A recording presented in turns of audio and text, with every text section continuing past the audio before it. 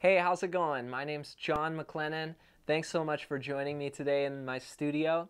And we're going to be looking at a lot of techniques pertaining to acoustic guitar.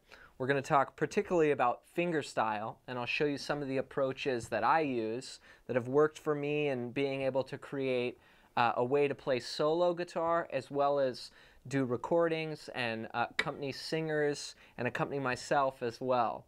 So we'll talk about a few things. One of the things I'm going to emphasize is hybrid picking, and that's basically where you are using a pick and also your fingers.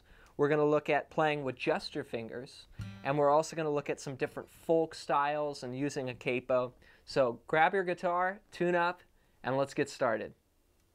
When I first started playing guitar, my parents got me classical guitar lessons, and that was a great way for me to start and really develop a sound and technique in my hands. And so what I'm going to show you now are a series of exercises that I've created and adapted actually from classical guitar, and we're going to play it here on a steel string using hybrid picking. So again, classical, you grow your nails out and you're playing with the guitar on your other leg, and for most commercial styles of music that I play and I make a living doing, I've had to kind of adapt and learn again to play hybrid picking. So the pick that I'm using is just a little Fender jazz pick. I like those because it enables me to just hide it in my hand, and I can play with my fingers like this, or I can also hold it between two fingers. That's very important. When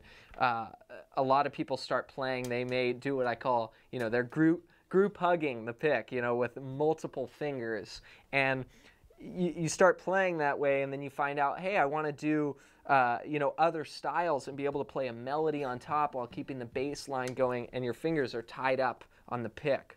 So I use just two fingers. I use my thumb and my index finger to hold the pick, and then I have my other fingers free, to claw at notes and play that way.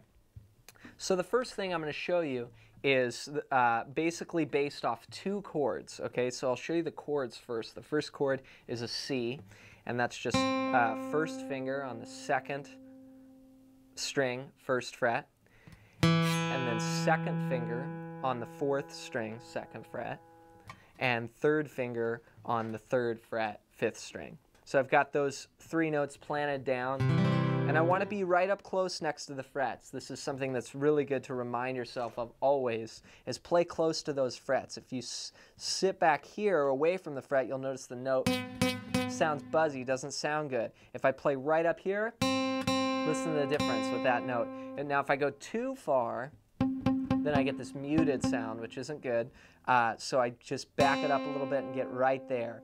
Now some people say, well, I'll play in the middle. What happens when you play in the middle is sometimes you might be just slip back a tiny bit and you're that much closer to getting to that spot where the notes are going to buzz. So I like to be right up close next to the frets. So I'm on that C chord, okay? Give that a strum. And then the next chord we're going to use in the first example is a G7 chord. And again, this is kind of a classical voicing, but it's a cool voicing. I've got my first finger on the first fret of the first string.